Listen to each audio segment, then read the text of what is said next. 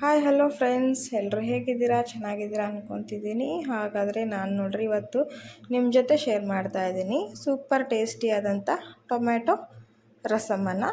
ಸ್ಪೆಷಲ್ಲಾಗಿ ಏನಾದರೂ ಟೊಮ್ಯಾಟೊ ರಸಮ್ ಮಾಡಬೇಕಂದ್ರೆ ಹೀಗೆ ಮಾಡಿರಿ, ಅಂದರೆ ತುಂಬ ರುಚಿಕಟ್ಟಾಗಿರುತ್ತೆ. ನಿಮಗೆ ಯಾವಾಗಾದರೂ ನೆಗಡಿ ಜ್ವರ ಆದಾಗ, ಬಾಯಿ ಟೇಸ್ಟು ಕೊಡದೇ ಇದ್ದಾಗ, ಬಾಯಿ ರುಚಿ ತಪ್ಪಿದಾಗ ಈ ಥರ ಮಾಡ್ಕೊಂಡು ತಿಂದು ನೋಡ್ರಿ, ಸೂಪರಾಗಿರುತ್ತೆ. ಆಮೇಲೆ ಇಮ್ಮಿಡಿಯೇಟಾಗಿ ಸಾರು ಮಾಡೋಕ್ಕೆ ಬೇಜಾರಾಗಿದೆ ಅನ್ನಿಸ್ದಾಗ ಈ ಥರ ರಸಮ್ ಮಾಡಿಕೊಂಡು ರೈಸ್ ಜೊತೆ ಬಿಸಿ ಬಿಸಿ ಈ ಥರ ತುಪ್ಪ ಹಾಕಿ ಸಾಂಬಾರು ಜೊತೆ ರಸಮ್ ಜೊತೆ ತಿಂತಾಯಿದ್ರೆ ನೋಡ್ರಿ, ನೀವು ಕಳೆದೋಗ್ಬಿಡ್ತೀರ, ಅಷ್ಟು ಚೆನ್ನಾಗಿರುತ್ತೆ ಇದು ರಸಮ್ಮು. ಹಾಗಾದರೆ ಹೇಗೆ ಮಾಡೋದು ಅಂತ ನೋಡ್ಕೊಳ್ರಿ. ನೀವು ಕೂಡ ಇದೇ ರೀತಿ ಬಿಸಿ ಬಿಸಿ ಅನ್ನಕ್ಕೆ ಆಗಲಿ ಅಥವಾ ಇಡ್ಲಿಗಾದರೂ ತುಂಬ ಚೆನ್ನಾಗಿರುತ್ತೆ ಇದು ರಸಮ್ಮು. ಒಂದು ಸರಿ ಇದನ್ನು ನೀವು ಈ ಥರ ಟ್ರೈ ಮಾಡಿ ನೋಡಿರಿ. ತುಂಬ ಸಿಂಪಲ್ಲಾಗಿ ಕ್ವಿಕ್ಕಾಗಿ ಮಾಡುವಂತಹ ಟೊಮ್ಯಾಟೊ ರಸಮನ್ನು ಹೇಗೆ ಮಾಡೋದು ಅಂತ ನೋಡ್ಕೊಳ್ರಿ. ಈಸಿಯಾದ ಮೆಥಡ್ನಲ್ಲಿ ಡಿಫ್ರೆಂಟಾಗಿ ನಾನಿವತ್ತು ಮಾಡಿ ನಿಮಗೆ ತೋರಿಸ್ತಾ ಇದ್ದೀನಿ. ಹಾಗಾದರೆ ಕ್ವಿಕ್ಕಾಗಿ ನೋಡ್ಕೊಂಬನ್ನಿ ಹೇಗೆ ಮಾಡೋದು ಅಂತ ಹೇಳಿ. ಇಲ್ಲಿ ನೋಡಿರಿ, ನಾನು 4 ಟೊಮೆಟೊನ ಈ ಥರ ಕಟ್ ಮಾಡಿ ತೊಗೊಂಡಿದ್ದೀನಿ. ಸ್ವಲ್ಪ ದೊಡ್ಡದಾಗೆ ಕಟ್ ಮಾಡಿರಿ, ಪರವಾಗಿಲ್ಲ, ನಡೆಯುತ್ತೆ. ಸ್ವಲ್ಪ ಕೊತ್ತಂಬರಿ ಸೊಪ್ಪನ್ನು ತೊಗೊಂಡಿದ್ದೀನಿ, 1 ಗೆಡ್ಡೆ ಬೆಳ್ಳುಳ್ಳಿನ ತೊಗೊಂಡಿದ್ದೀನಿ. ಆಮೇಲೆ ಒಂದು ಇಂಚಷ್ಟು ಶುಂಠಿನ ತೊಗೊಂಡಿದ್ದೀನಿ. ಈಗ ಇದನ್ನು ಫ್ರೈ ಮಾಡ್ಕೊಂಬರೋಣ. ಫ್ರೈ ಮಾಡೋಕ್ಕೆ ನಾನಿಲ್ಲಿ ಕಡಾಯಿನ ಬಿಸಿ ಮಾಡೋಕ್ಕೆ ಇಟ್ಟಿದ್ದೀನಿ ನೋಡಿ. ಕಡಾಯಿ ಬಿಸಿ ಆದಮೇಲೆ ಇದಕ್ಕೆ 1 ಸ್ಪೂನಷ್ಟು ಎಣ್ಣೆನ ಹಾಕಿರಿ. ಎಣ್ಣೆ ಸ್ವಲ್ಪ ಕಾಯಿಲಿ. ಈ ಮೆಥಡಲ್ಲಿ, ಅಂದರೆ ಈಗ ನಾನೇನು ತೋರಿಸ್ತಾ ಇದ್ದೀನಿ ಈ ಮೆಥಡಲ್ಲಿ ನೀವು ಟೊಮ್ಯಾಟೊ ರಸ ಮಾಡಿ ನೋಡಿರಿ, ಕ್ವಿಕ್ಕಾಗಿ ಆಗುತ್ತೆ. ಆಮೇಲೆ ಬೇಳೆ ಸಾರು ತಿಂದು ಬೇಜಾರಾದಾಗ ಈ ಥರ ಮಾಡ್ಕೊಂಡು ತಿಂದರೆ ಸೂಪರಾಗಿರುತ್ತೆ ನೋಡಿರಿ. ಈಗ ಎಣ್ಣೆ ಬಿಸಿಯಾಗಿದೆ, ಇದಕ್ಕೆ ನಾನು ಡೈರೆಕ್ಟಾಗಿ ಟೊಮ್ಯಾಟೊನ ಹಾಕಿ ಹುರಿತಾ ಇದ್ದೀನಿ ನೋಡಿರಿ. ಹೀಗೆ ಹುರಿಯೋದ್ರಿಂದ ರಸಮ್ಮು ತುಂಬ ಚೆನ್ನಾಗಿ ಬರುತ್ತೆ, ರುಚಿಯಾಗಿರುತ್ತೆ ನೋಡಿರಿ. ಆಮೇಲೆ ಟೊಮ್ಯಾಟೊದು ಹಸಿ ಸ್ಮೆಲ್ಲು ಹೋಗುತ್ತೆ ಈ ಥರ ಹುರಿದು ಮಾಡೋದ್ರಿಂದ.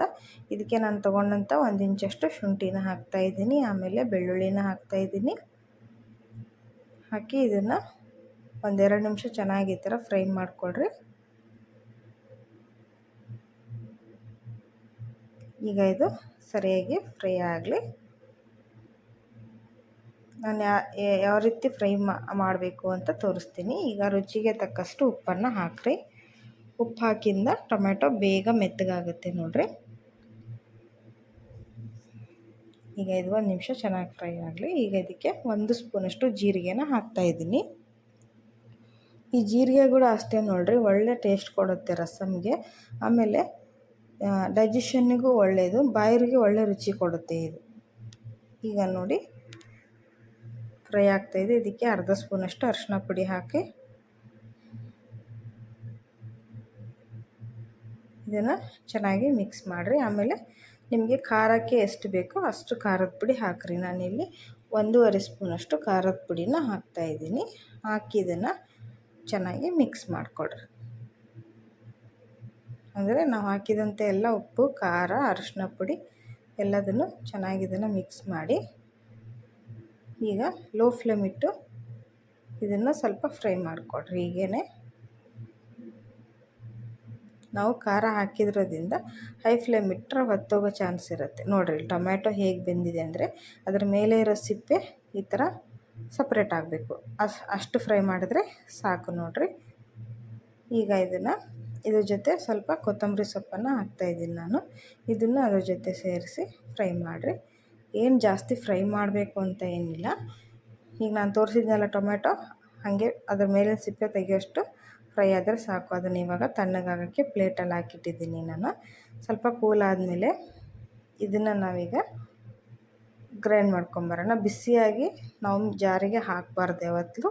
ಹಾಗಾಗಿ ಇದನ್ನು 1-2 ನಿಮಿಷ ಚೆನ್ನಾಗಿ ಈ ಥರ ಫ್ರೈ ಆಗೋಕ್ಕೆ ಬಿಟ್ಬಿಡ್ರಿ. ಆವಾಗ ಚೆನ್ನಾಗಿ ಗ್ರೈಂಡ್ ಆಗುತ್ತೆ. ಈಗ ನೋಡಿರಿ, ಮಿಕ್ಸರ್ ಜಾರ್ ತೊಗೊಂಡಿದ್ದೀನಿ. ಇದಕ್ಕೆ ನಾನು ಹುರಿದಂಥ ಎಲ್ಲ ಟೊಮೆಟೊನ ಹಾಕ್ತಾಯಿದ್ದೀನಿ. ಹಾಕಿ ಚೆನ್ನಾಗಿ ಇದನ್ನು ನೈಸಾಗಿ ಗ್ರೈಂಡ್ ಮಾಡ್ಕೊಂಬರ್ರಿ.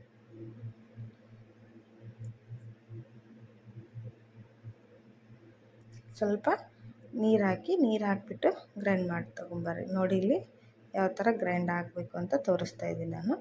ಹೀಗೆ ಫೈನ್ ಪೇಸ್ಟ್ ಥರ ಆಗಬೇಕು, ಅಂದರೆ ಚೆನ್ನಾಗಿರುತ್ತೆ, ಒಳ್ಳೆ ತಿಕ್ನೆಸ್ ಬರುತ್ತೆ ರಸಮ್ಗೆ. ಇಷ್ಟೇ ನೋಡಿರಿ, ಜಾಸ್ತಿ ಇಂಗ್ರೀಡಿಯೆಂಟ್ಸ್ ಏನೂ ಬೇಡ. ಸಿಂಪಲ್ಲಾಗಿ ಮನೇಲಿ ಇರೋದರಲ್ಲೇ ನಾವು ರುಚಿಯಾಗಿ ಮಾಡ್ಕೋಬೋದು.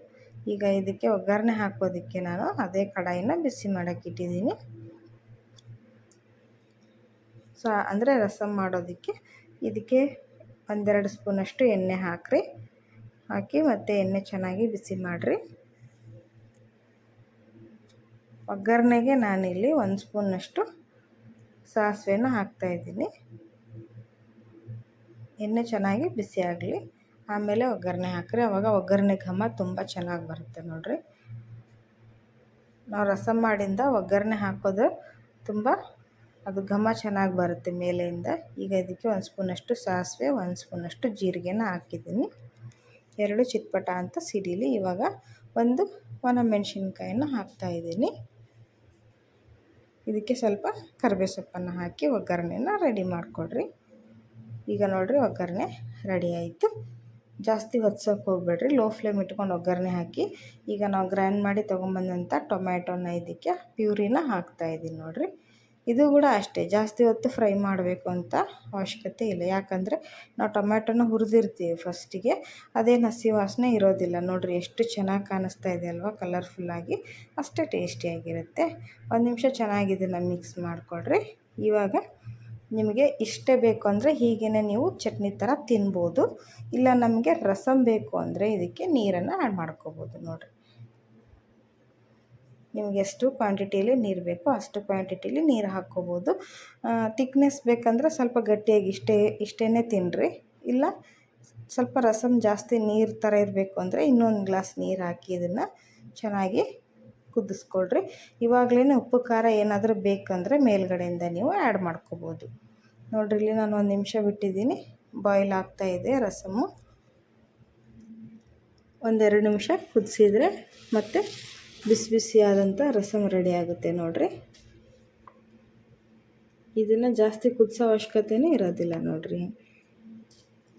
1-2 ನಿಮಿಷ ಕುದಿಸಿದ್ರೆ ಸಾಕು, ಕ್ವಿಕ್ಕಾಗಿ ರೆಡಿ ಆಗುತ್ತೆ ನೋಡಿ.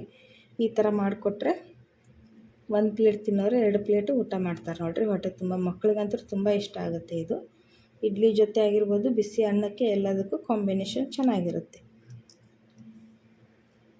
ಹಾಗೆಯೇ ನೀವು ನಾನು ಹೇಳಿದಾಗೆ ನೆಗಡಿ ಜ್ವರ ಆದಾಗ, ಬಾಯಿ ರುಚಿ ಕೆಟ್ಟಾಗ ಈ ಥರ ಇದನ್ನು ಟ್ರೈ ಮಾಡ್ಬೋದು.